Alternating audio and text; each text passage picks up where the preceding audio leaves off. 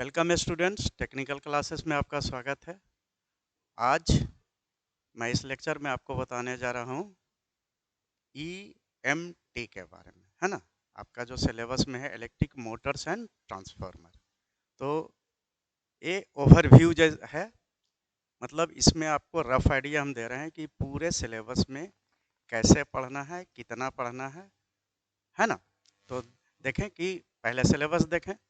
तो सिलेबस में है आपका है फर्स्ट यूनिट में है आपको पढ़ना डीसी जनरेटर के बारे में। फिर सेकंड यूनिट है डीसी मोटर। फिर थर्ड यूनिट है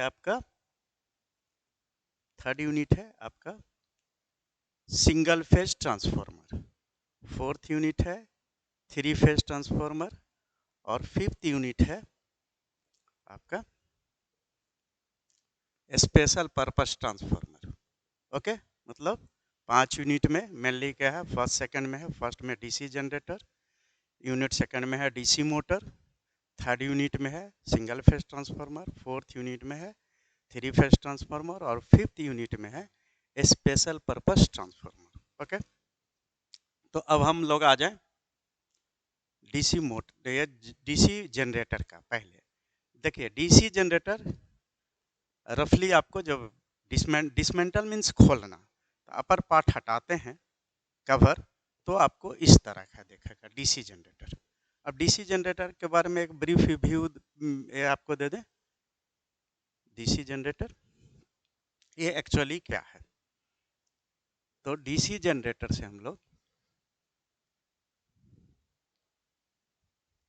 है ना, डीसी जनरेटर में हम लोग क्या करते हैं, जनरेटर, सिंपल जनरेटर मीन्स होता है कि हम लोग मैकेनिकल एनर्जी इनपुट दे रहे हैं। क्या दे रहे हैं? मैकेनिकल एनर्जी दे, यांत्रिक ऊर्जा दे रहे हैं। ठीक है, यांत्रिक ऊर्जा देंगे। ये यांत्रिक ऊर्जा समझ रहे हैं, हैंड ऑपरेटेड, जैसे हाथ से कोई चीज़ घुमा दिए, यहाँ से वहाँ चल के गए, ये सब हमारा क्या हो गया, मैकेनिकल एनर्जी हुआ। तो इसमें जनरल जनरेटर का बात कर रहे हैं। तो जनरल जनरेटर में क्या होता है, मैकेनिकल एनर्जी देते हैं और हमको इलेक्ट्रिकल एनर्जी मिलता है। कैसा? विद्युत ऊर्जा। ठीक है, समझ गए। जनरेटर जनरल जो होता है उसमें हम यांत्रिक ऊर्जा देते हैं, यांत्रिक ऊर्जा को विद्युत ऊर्जा में बदलता है। तो ये जो जनरेटर होता है एक्चुअली एसी जनरेटर होता है। हम लोग को पढ़ना है डीसी जनरेटर। तो यहाँ तक अब इस जनरेटर में, हम डीसी जनरेटर में क्या करते हैं कि एक स्पेशल डिवाइस देते हैं, कम्यूटेटर। एक कम्यूटेटर जो है इस इलेक्ट्रिकल एनर्जी कैसा है, एसी के फॉर्म, अल्टरनेटिंग है। ये अल्टरनेटिंग करंट को कम्यूटेटर जो है ये क्या कर देगा, डायरेक्ट में बदल देगा, डायरेक्ट डीसी वोल्टेज में। तो ये हमारा क्या हो गया, डीसी जनरेटर। समझ गए। डीसी जनरेटर में क्या करेंगे, मैकेनिकल एनर्जी देंगे, उसमें हमारा इलेक्ट्रिकल एनर्जी में कन्वर्ट हो जाएगा, करेगा ये जनरेटर। और उसका एक स्पेशल पार्ट क्या, कम्यूटेटर। कम्यूटेटर क्या है, उस अल्टरनेटिंग वोल्टेज को डायरेक्ट वोल्टेज में बदल देगा, है ना। तो ये हमारा फाइनली क्या हो गया, डीसी जनरेटर। समझ गए। अब अगर एक चीज और आपको हम क्लियर कर दें कि अगर डीसी जनरेटर में से कम्यूटेटर अगर हम हटा देंगे तो वो एसी जनरेटर हो जाएगा। क्लियर। ये एक्चुअली क्या होता है, जो मैकेनिकल एनर्जी देते हैं जनरल जनरेटर में, वो इलेक्ट्रिकल एनर्जी में बदला, वो एसी जनरेटर जैसा है। और उसमें एक स्पेशल जो हम डिवाइस दे रहे हैं कम्यूटेटर, वो हमारा वो डीसी में कन्वर्ट करता है। ये हमारा हो गया डीसी जनरेटर।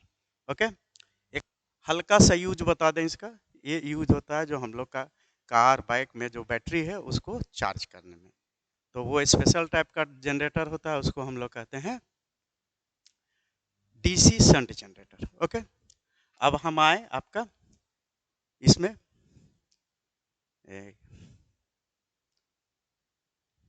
DC motor. तो डीसी मोटर जो है आपका, अब सेकंड यूनिट देखें। सेकंड यूनिट में क्या है,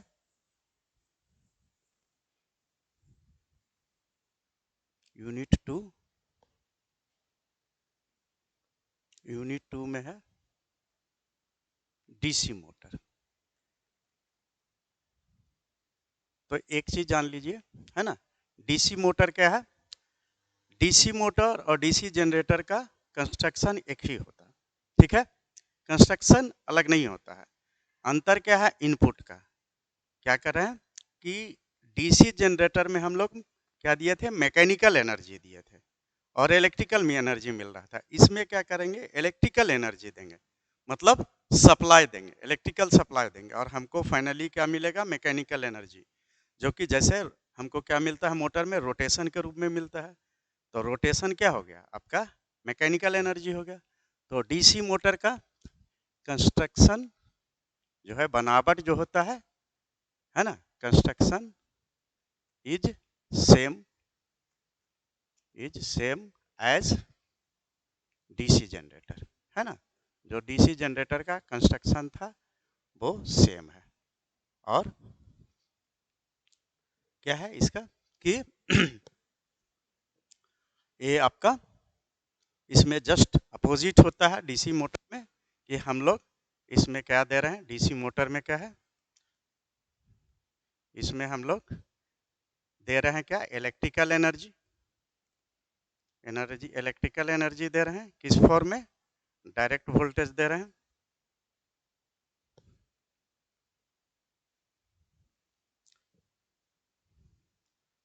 डायरेक्ट दे रहे हैं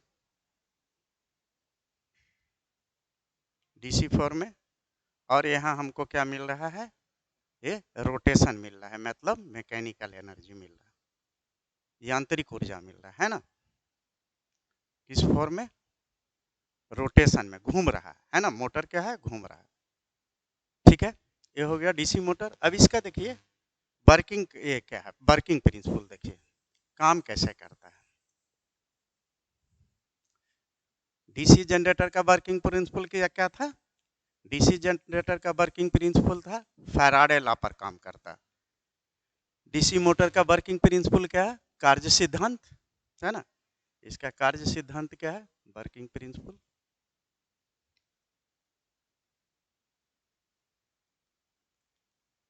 ये क्या है कि इसमें है, इसका वर्किंग प्रिंसिपल है कि when a current carrying conductor is placed in a magnetic field, then it feel a force, it experience a force. मतलब कि कोई ऐसा कंडक्टर, ऐसा चालक जिसमें विद्युत धारा बह रही हो, है ना, कोई ऐसा चालक जिसमें विद्युत धारा बह रही हो को चुंबकीय क्षेत्र में रखा जाएगा। तो ए मतलब कंडक्टर, चालक अपने में एक बल का अनुभव करेगा, जिसके कारण वो क्या करने लगेगा? घूमने लगेगा, रोटेट करने लगेगा। तो हमारा इसमें क्या होता है कि रोटर रोटेट करने लगता है। ये हो गया आपका डीसी मोटर। क्या बताया? डीसी मोटर का कंस्ट्रक्शन सेम होता है ना, जो डीसी मोटर में होता है। अब आ जाइए आप यूनिट 3 में। यूनिट 3, यूनिट 3 में क्या है? सिंगल फेज ट्रांसफॉर्मर, ठीक है। सिंगल फेज ट्रांसफॉर्मर कैसा है? लुक देखिए कैसा दिखने में है। सिंगल फेज ट्रांसफॉर्मर जनरली ऐसा है, होता है ना। ये है, क्या देख रहे हैं? सिंगल फेज यूनिट 3, है ना, यूनिट 3 सिंगल फेज ट्रांसफॉर्मर। तो ये क्या है? सिंगल फेज ट्रांसफॉर्मर क्या है? इसमें एनर्जी ट्रांसफर होता है। जनरेटर में क्या देखे? जनरेटर मोटर में एनर्जी कन्वर्ट होता है, ऊर्जा बदलता है। कैसे? एक रूप से दूसरे रूप में। जनरेटर में क्या हो रहा था कि यांत्रिक ऊर्जा विद्युत ऊर्जा में बदल रहा था। डीसी मोटर में क्या देखे कि विद्युत ऊर्जा यांत्रिक ऊर्जा में बदल रहा था। ट्रांसफॉर्मर में क्या होता है कि इधर देखिए, ये आपका, पहले हम कंस्ट्रक्शन हल्का सा दे दें। ये आपका कोर है, ये वाला जो पोर्शन है, ये जो दिखा रहे हैं, इसको हम लोग कोर कहते हैं। और इसमें दो बाइंडिंग होता है, ये बाइंडिंग दिखा रहे हैं, ये दो वाइंडिंग है। इसको हम लोग प्राइमरी वाइंडिंग कहते हैं, इसको सेकेंडरी वाइंडिंग कहते हैं। ठीक है, तो इसमें प्राइमरी वाइंडिंग में हम लोग क्या देते हैं, इसमें हम लोग देते हैं, क्या दे रहे हैं, इलेक्ट्रिकल एनर्जी, विद्युत ऊर्जा। ठीक है, ये इलेक्ट्रिकल एनर्जी दे रहे हैं। और यहाँ भी हमको क्या मिल रहा है, यहाँ भी विद्युत ऊर्जा ही मिल रहा है। ठीक है, तो इसमें हमारा क्या है, एनर्जी ट्रांसफर हो रहा है ना, इसलिए इसको क्या कहते हैं, ट्रांसफॉर्मर कहते हैं। विद्युत ऊर्जा ही विद्युत ऊर्जा में है, खाली रूप का अंतर हो रहा है ना।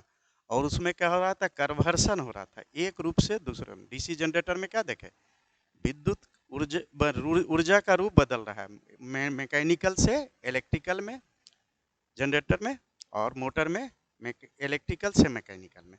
इसमें हमारा विद्युत ऊर्जा ही विद्युत ऊर्जा में है, मतलब केवल ट्रांसफर हो रहा है, इसलिए इसको क्या कहते हैं, ट्रांसफार्मर कहते हैं। अच्छा, अब है जो हम ये सप्लाई दे रहे हैं, यहाँ पर प्राइमरी वाइंडिंग में क्या कर रहे हैं, सप्लाई दे रहे हैं।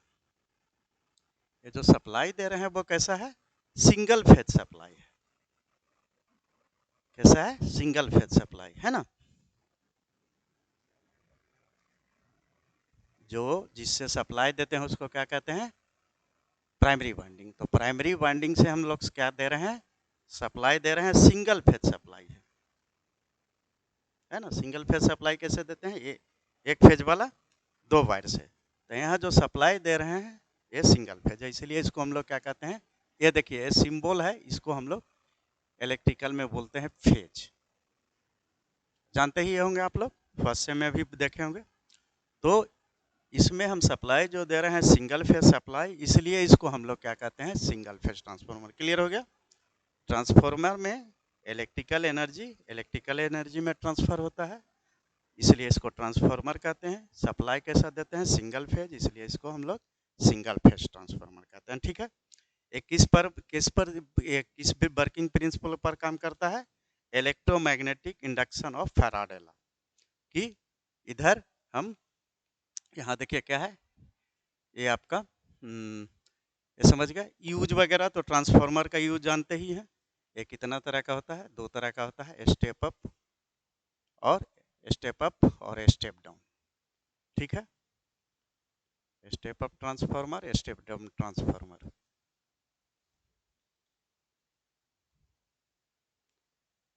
इसमें स्टेप अप में क्या होता है, लो वोल्टेज से इधर हम देंगे लो वोल्टेज, इधर हो जाएगा हाई वोल्टेज, मतलब वोल्टेज बढ़ेगा, तो उसको हम लोग स्टेप अप कर रहे हैं, है ना। प्राइमरी में कम दे रहे हैं, सेकेंडरी में ज़्यादा वोल्टेज मिल रहा है, तो उसको स्टेप अप कर रहे हैं।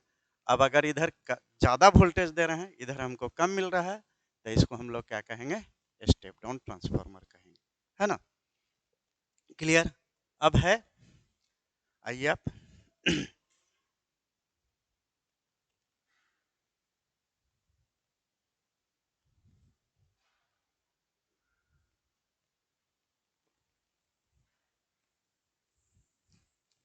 आइए आप अब हम लोग बात करें यूनिट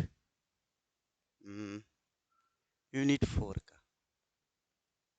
यूनिट 4 में है आपका थ्री फेज ट्रांसफार्मर।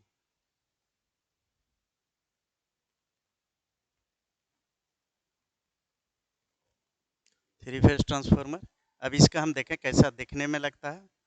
ये देखिए थ्री फेज ट्रांसफार्मर इस तरह का दिखेगा। आप लोग जो हम लोग अपने पोल पर देखते हैं वो हमारा क्या होता है, थ्री फेज ट्रांसफार्मर। ओके, अब है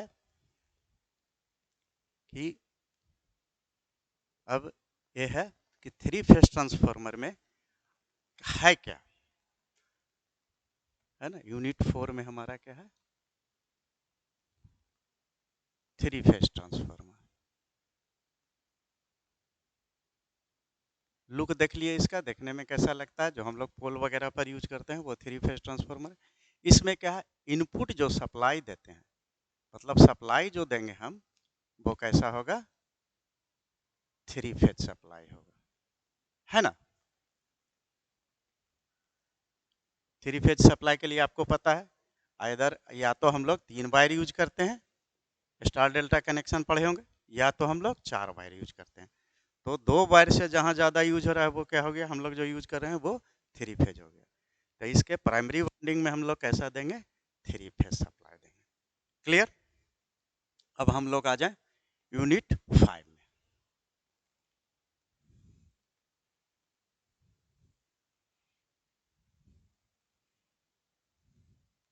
यूनिट 5 में क्या है आपका, यूनिट 5 में है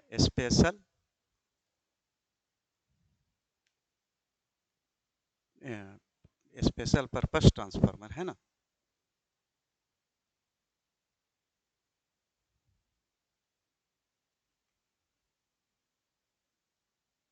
देखिए इसमें मेनली हमारा क्या आता है, एक ऑटो ट्रांसफार्मर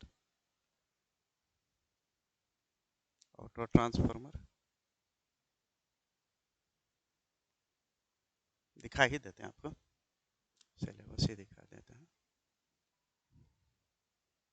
ये देखिए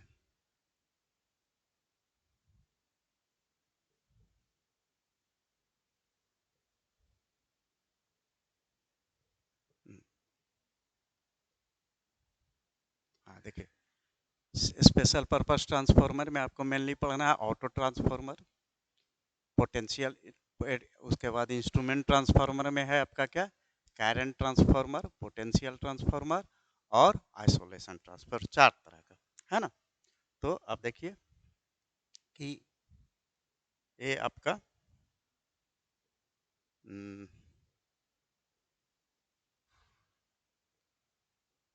ये ऑटो ट्रांसफार्मर में हम लोग ये यूज करते हैं, पोटेंशियल ट्रांसफार्मर का जो है ये पीटी हो गया, इसको हम लोग पोटेंशियल ट्रांसफार्मर में कहते हैं, इसको करंट ट्रांसफार्मर करते हैं, है ना। तो ऑटो ट्रांसफार्मर का जो है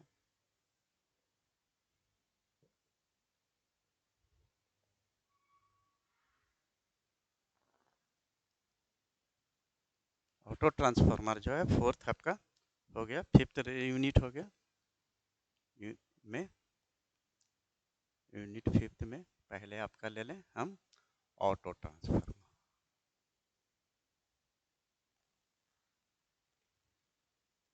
ऑटो ट्रांसफार्मर में क्या कहते हैं, ये ऑटोमेटिक होता है और इसमें क्या होता है, एक ही बाइंडिंग होता है ना, उसमें 2 बाइंडिंग होता है, इसमें एक ही बाइंडिंग होता है। सीटी जो यूज कर रहे हैं हम लोग, ये हो गया करंट ट्रांसफार्मर। इसमें क्या है, जनरली हाई करंट को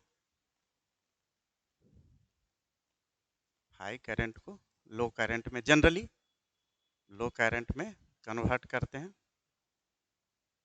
और थर्ड जो है आपका पीटी, इसमें जनरली हम लोग क्या करते हैं, हाई वोल्टेज को लो वोल्टेज में चेंज करते हैं, ठीक है। इसमें जो क्या है कि जो वोल्टेज हमारा क्या करना है, कंट्रोल करना है या यूज करना है, उसको हम लोग क्या रखते हैं, प्राइमरी साइड में रखते हैं और सेकेंडरी साइड में इंस्ट्रूमेंट यूज करते हैं। फोर्थ जो है आपका आइसोलेशन ट्रांसफार्मर।